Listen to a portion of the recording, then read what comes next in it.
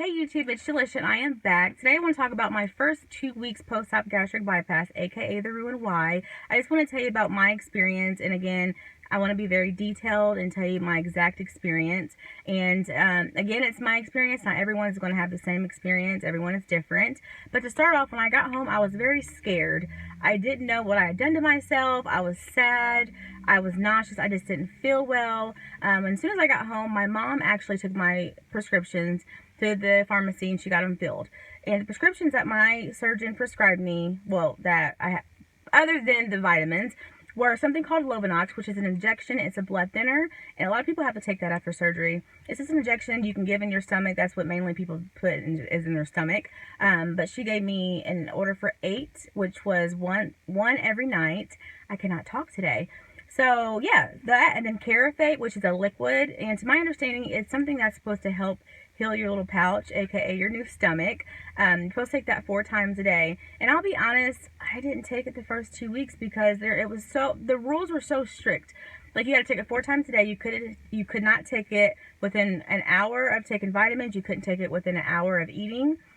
And I just felt like I didn't know when to take it. So I know that's bad, but I really didn't take the Carafate. Another thing was oxycodone for pain. I know people were questioning, like, am I going to be in pain? And am I going to need my pain medicine? I was in pain, but it was more so I was tender. And I had a lot of gas pain, something that oxycodone would not help, because really it just knocked me out and made me feel just drowsy. So I don't think that I needed something that strong, but in the hospital, they were giving me Vicodin, and that gave me hives all on my face, so I had an allergic reaction, so I could not take the Vicodin. And to talk about vitamins that I had to take, I was very forgetful when it came to my vitamins because I'm not used to taking medication on a daily basis. So I probably honestly took them, I would say 5 times within the 5 days within the first 2 weeks, which I know is terrible, but I would either forget or I would be nauseous and not feeling well, and so I just wouldn't take them. So I know that's bad, but it is what it is. I was prescribed calcium, and it was a big cap, and so I had to break it in half. Well, no, not a capsule. It was a big tablet. I'm sorry. And I had to break it in half. And when I did try to take that, it would hurt. It wouldn't hurt going down, but it was weird because I could feel it in my pouch, and it would hurt and be uncomfortable. So I really didn't want to take that. And I'll do another video about my vitamin regimen and something that I have to do every single day. I'll do something separate for that. I was on a puree diet when I got home. So for me, they explained anything that you can cut with a plastic fork easily is something you can just eat without blending. But if you can't, then you're supposed to put it in the blender. I'll be honest, I did not use a blender, not one time. I'll tell you about the foods that I ate, because I don't know if it was me being lazy, but I'd never used a blender. I ate Greek yogurt was my best friend. Yoplait Greek yogurt. They have like strawberry cheesecake. It was awesome. It only has like 6 grams of sugar. It has, I believe it's 12 grams of protein. So yogurt was my best friend. Mashed potatoes is something they recommended. That was really good. I ate that a lot as well too. Lunch meat, string cheese I ate that a couple times. That kind of gave me more gas, I guess. So I ate that a few times. And graham crackers, you're probably not supposed to have graham crackers, but I would eat like one, it has like the 2 squares. I would just eat one full one, and I was fine with that. The food that I really had trouble with, let me just tell you guys, I'm a bad patient. I was struggling with food, and I tried a few things that I shouldn't have tried, and I know I shouldn't have, but at the moment, you're just really sad, and you just want food. So the foods that did not agree with me, one was broccoli, which I honestly thought that I probably could have. It was smushy, but the stem was still left in it, and so when I chewed it and swallowed, it hurt so bad. It felt like it got caught in my pouch. I don't know what happened, but it hurt for about 15-20 minutes. It was not a good experience with the broccoli. I don't know if I'll try that again anytime soon. Probably not. The other thing was baked chicken. I thought that I could have baked chicken, and so I baked it, and I took 2 bites. Or after the second bite, it hurt so bad. It felt like it got caught, kind of like the broccoli. So that was a no-go for me for that baked chicken. But I'm not sure, because I'm not a good cook, so I don't know if I cooked it too long. That could be the reason why. And then protein shakes is something that I got dumping syndrome with.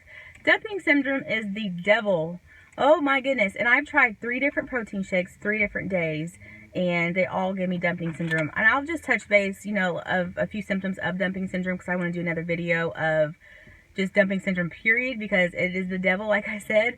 Some of my experiences was tachycardia, which is high blood pressure, Lord have mercy, is a high pulse.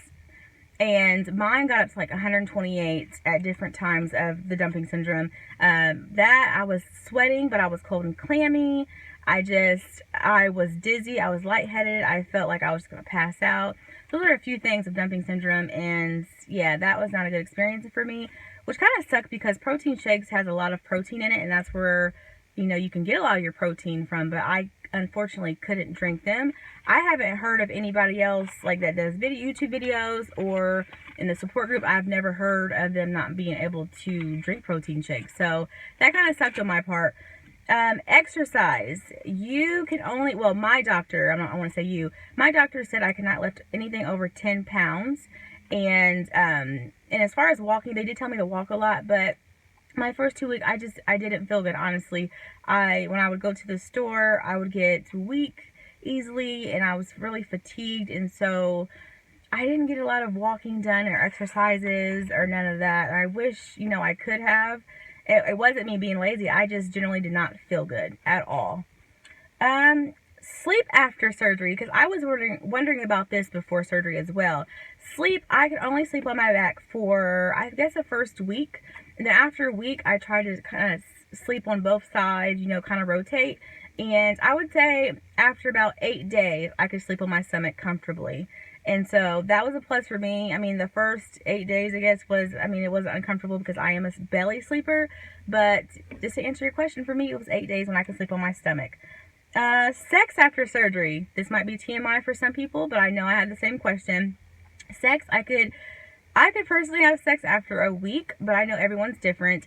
I just know that you can't have any pressure on your stomach. It's very uncomfortable, and you don't want your stomach to be moving or anything like that. So, yeah, a week for me. Moving on. That was a little awkward. Driving after surgery. My surgeon told me that you can drive, but the only time they don't want you to drive is if I cannot freaking talk.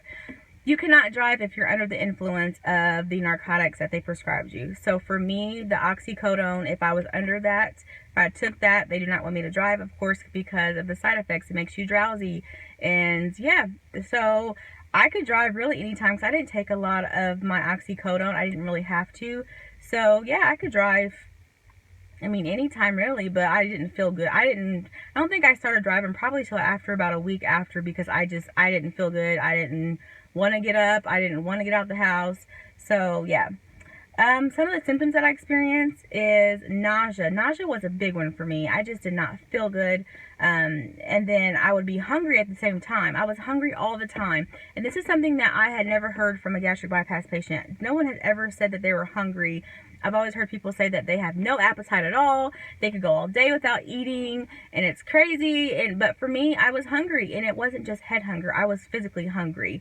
And then when I got hungry, I would get nauseous. And nausea and hunger is not good together, because you feel like if you're going to eat something, you're going to throw up. And so I struggled with that a lot. And I didn't have anything really to take for nausea, so I kind of just had to deal with it. Foaming, or I don't know if it's called foaming, but sometimes when I did throw up, it would be just foam. It was the weirdest thing. I've never experienced that in my life, but I have heard other people who have had gastric bypass say that they have experiences where it's not like rabies, like you have rabies and you're throwing up foam, which I've never had rabies, so why did I just say that? But like, it's foam. It's so weird. But yeah, I was throwing up foam, and dizziness and lightheaded. But I think that was due to me not getting enough water intake in. It's not that I don't like water, because I've always loved water. I love water even after surgery. But the problem for me is I can't gulp it. Before surgery, I could just take a bottle of water if I'm thirsty and just chug it down, and I would be fine. But after surgery, you're not supposed to chug anything. You're supposed to just sip, which kind of sucks for me. So I did have a bad experience with gulping. I don't know if I forgot or what, but I took my water and I took a big gulp, and it hurt so bad. It was the worst pain ever in life. So I will never do that again. It hurt so bad. Oh my God, that was terrible. Moving on, I was fatigued.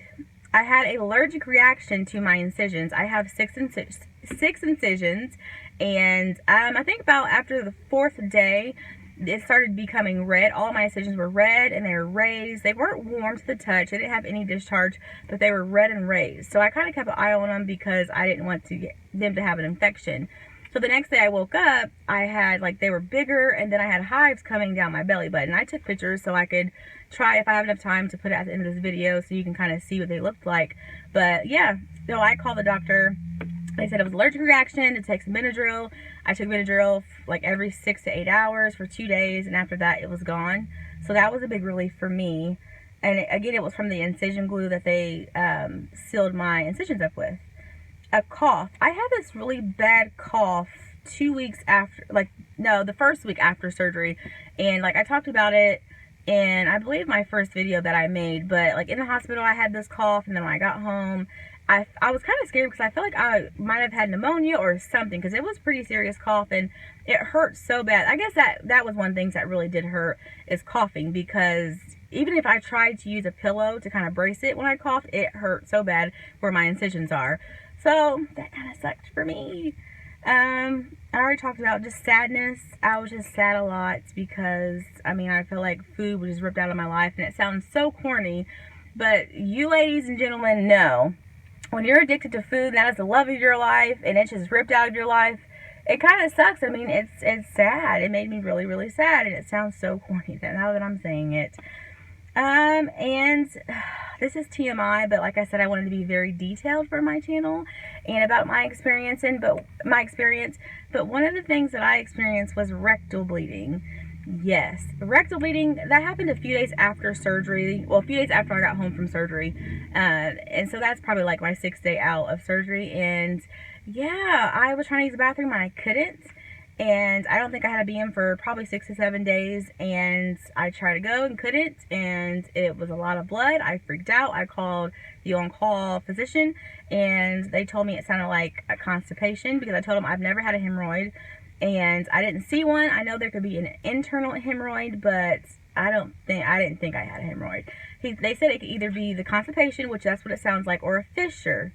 A fissure is a tear in the rectum that can happen because of constipation or trying to push BM out. So yeah, that next day I took milk. I had to go to Target and get milk and magnesia. I took that, and then seriously, after that day, I have been fine. I have not had any constipation. I've been going every single morning, which was my normal routine.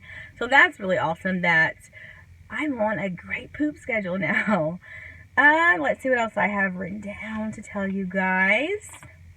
While I'm looking, if you guys ever have any questions, feel free to just comment below or send me a private message, because like I said, I'm very open with my experience, and like I want to answer any questions, and I want to be helpful, because I know that before my surgery I was freaking out and I was looking up all types of YouTube videos. I was going to support groups, and I had so many questions, but people would answer them, but no one was very detailed, like, you know, of their whole experience, and that's what I want to do. So again, if you have any questions, and if I have time, I will definitely put pictures at the end of this video of everything. I took pictures of my drain that I had placed, of my incisions, all of that. So I'll try to put that at the end of the video, and I'll see you the next one. Bye, guys.